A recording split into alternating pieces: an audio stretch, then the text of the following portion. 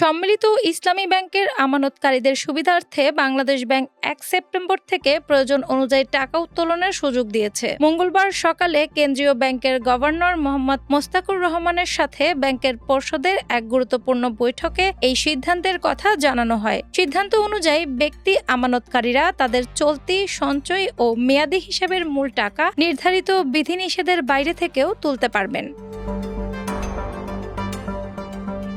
Bangladesh bank নির্দেশ দিয়েছেন যেন আগামী ১ সেপ্টেম্বর থেকেই গ্রাহকরা কোনো ভোগান্তি ছাড়াই এই নতুন সুবিধা ভোগ করতে পারেন। একই সাথে আমানতের ওপর অর্জিত মুনাফায় কোনো প্রকার হেয়ার কাট বা কর্তন করা হবে না বলে স্পষ্ট বার্তা দেওয়া হয়েছে। জাতীয় সংসদে অর্থমন্ত্রীর পূর্ব ঘোষণা সত্ত্বেও গ্রাহকদের মধ্যে থাকা দ্বিধা দূর করতে এই স্পষ্টভাবে প্রচারের নির্দেশ দিয়েছে গভর্নর। এর মাধ্যমে গ্রাহকদের দীর্ঘদিনের আমানত ফেরত সংক্রান্ত উদ্বেগ ও ভোগান্তি অনেকটাই লাঘব হবে বলে আশা করছে কর্তৃপক্ষ।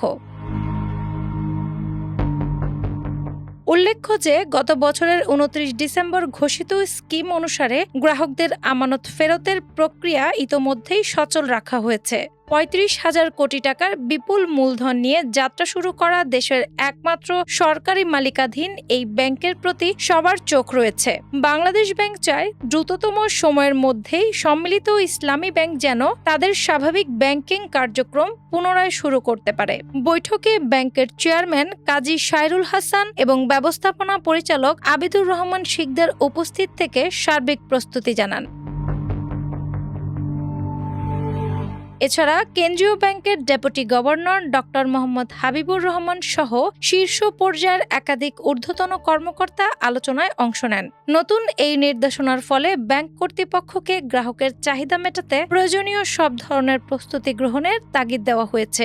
দেশের সর্ববৃহৎ এই ইসলামী ব্যাংকটির ওপর সাধারণ গ্রাহকদের আস্থা ফিরিয়ে আনাই এখন নিয়ন্ত্রক সংস্থার মূল লক্ষ্য। ১ সেপ্টেম্বর মঙ্গলবার থেকে নতুন এই নিয়ম কার্যকর হলে আমানতকারীরা নিজেদের জরুরি প্রয়োজন অনুযায়ী স্বাচ্ছন্দ্যে অর্থ উত্তোলন করতে পারবেন।